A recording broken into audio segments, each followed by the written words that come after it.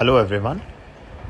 So a lot of aspirants and my friends have asked me as to how to handle issues related to associated with women, tribals, elderly, differently abled and marginalized groups.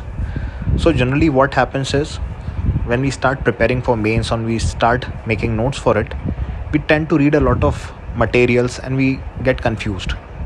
So what I have realized is if we have a definite pattern or a structure to answer such questions, it becomes very easy. Our points flow organically and we are able to write the answer in a very less amount of time. Now, the trick I'll be discussing today will be really helpful in dealing questions with GS1 associated with social issues, GS2 in developmental related topics, GS4 in case studies, essay. Right?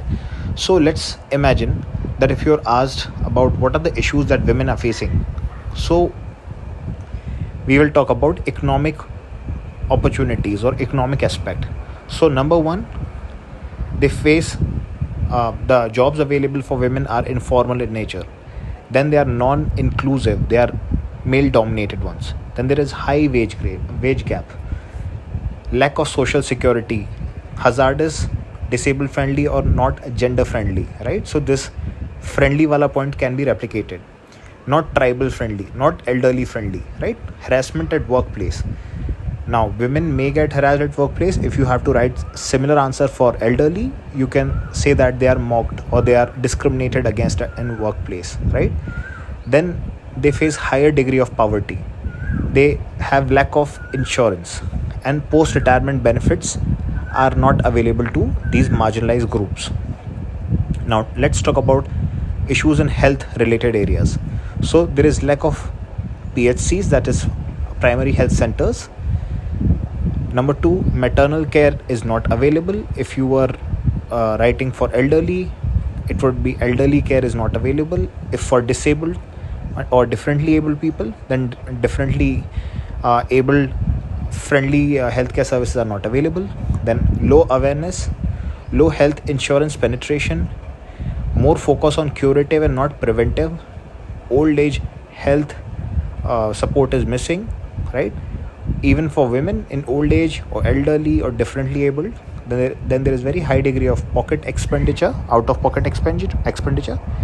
Then this is privatization of healthcare has in a way excluded the enjoyment of benefits for these groups, right? Now let's come to education and skilling part. ठीक है, अगर elderly का लिखेंगे तो write skilling, and for women or other tribal groups or SC/ST groups you write education. So it is highly gender skewed in nature. अगर आप elderly का लिखेंगे तो आप लिख सकते हैं कि lack of skilling opportunities.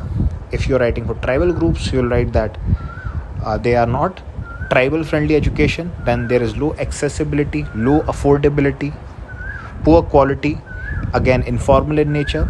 Then there is pedagogical inequity की spelling देख लीजिए. Then teacher training is not available.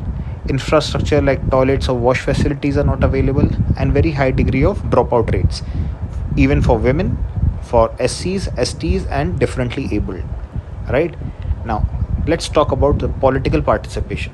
So generally every marginalized group faces a very high degree of very low degree of participation, then high degree of gender based biased violence, right? Then the criminalization of politics has dissuaded these groups from entering politics. Then again they don't have money, and money power is becoming more prominent in politics and hence their downfall. Then they do not have role models and hand holding support, and then again there is lack of awareness for their rights. So again we are able to write almost 20-25 points for this despite not knowing anything in particular, right? If you go through the topper copies, you'll realize that this approach is utilized by them, and also you can utilize them across various papers as we have seen already, right? So do let me know if this trick is able to help you, and thank you so much.